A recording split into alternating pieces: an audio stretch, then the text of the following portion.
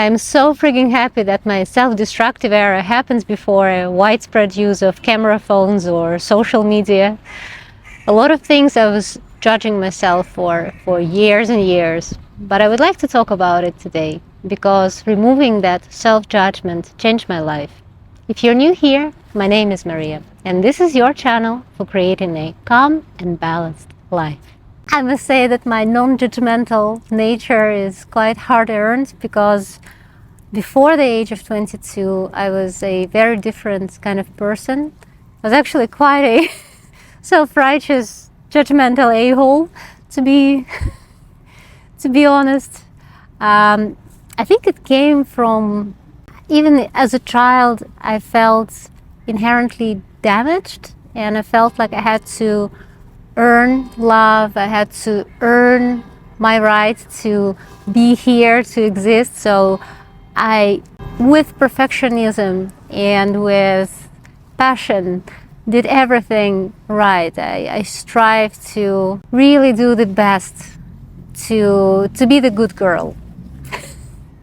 And then at age 22, my world sort of collapsed in many ways, and with the same perfectionistic rigor, I did a full 180 swing and dove into sinning, as my family would put it, or they have put it.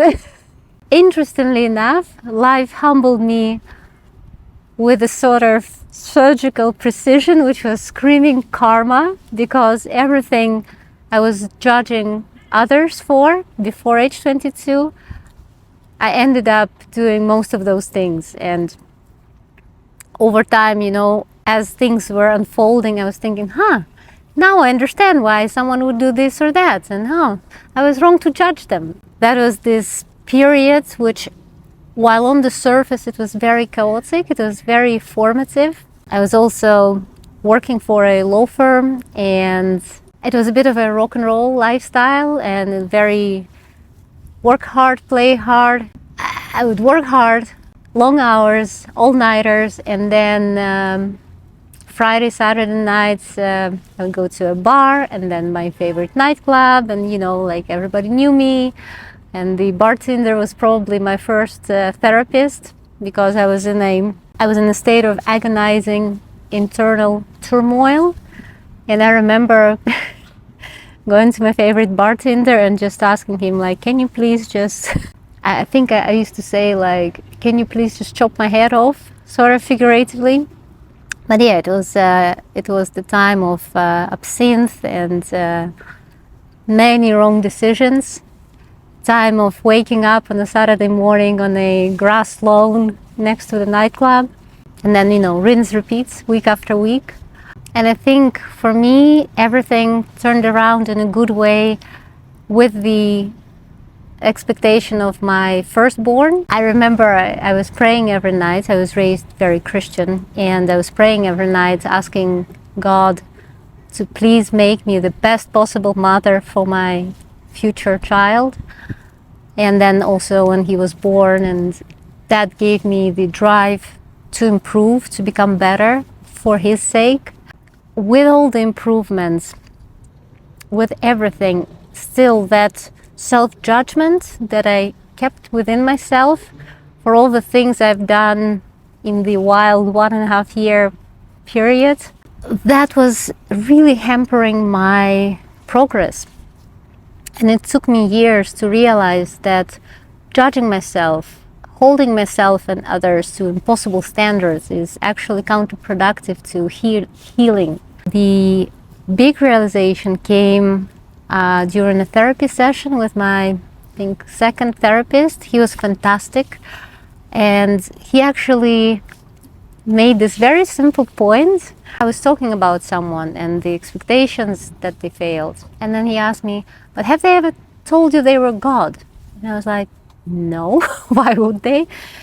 So you've always been aware they're human. And I was like, yeah.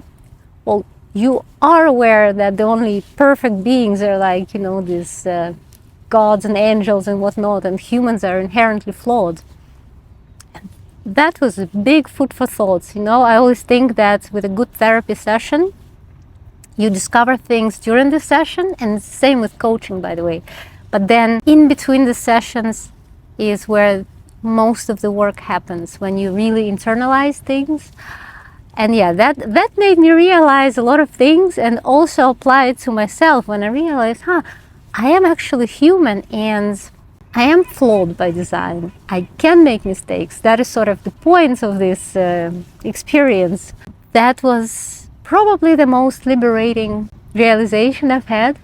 And slowly and gradually, that veil of self-judgment lifted. And that really became a huge realization that helped accelerate my healing. It was not yet the full self-acceptance, which I only reached about 4 years ago, but it was the first step to it. And once that self-judgment, the harshest inner voice, disappeared, I started integrating the lessons. And there were a lot of lessons, valuable lessons, which I learned during that self-destructive period. And I'm very grateful for it. Even though it was very tough, it was painful at the time, but it helped me realize a lot of things about myself, about the world, and really humbled me. So even to this day, I'm always like, I don't judge. I never know what anyone is going through and why people do things they do, but I don't judge, because I don't know, if I was in anyone's shoes, I would have maybe done the same.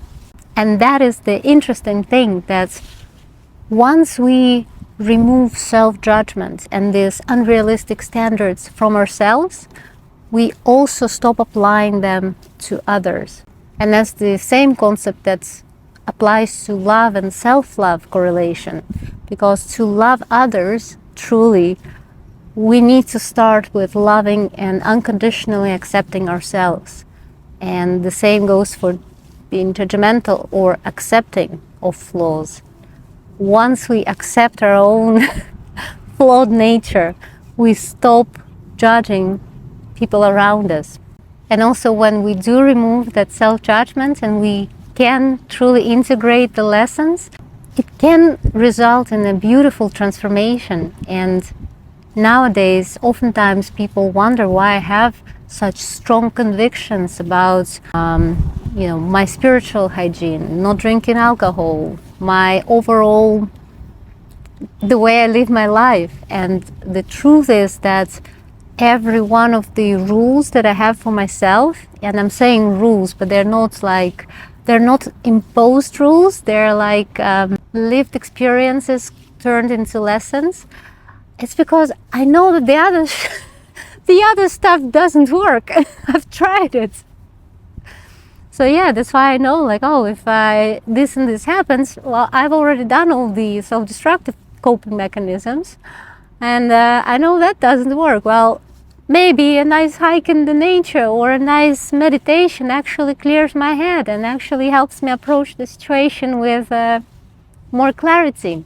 And I always think that values which come from these lived experiences, from knowing the other side and what doesn't work and learning from it and evolving from it, are the ones which stick most. Because I guess I'm not the most I guess I'm not the wisest person, because I tend to learn best from my own mistakes rather than from what someone tells me. Or at least that's what I used to be like. I'm now a bit more flexible and open-minded. And I also realized that life is not about achieving perfection here on this earth. It's about growth, it's about self-awareness, evolution, and removing self-judgment and judgment of others is a very important part of it. I hope you find this video useful, and if you have any thoughts or you want to share anything, please feel free to write a comment. I make an effort to read every comment and to respond to most of them. And I like these little conversations and creating this community, because together we can make a real difference in the world. I'm looking forward to hearing from you, and I'll see you here next Thursday.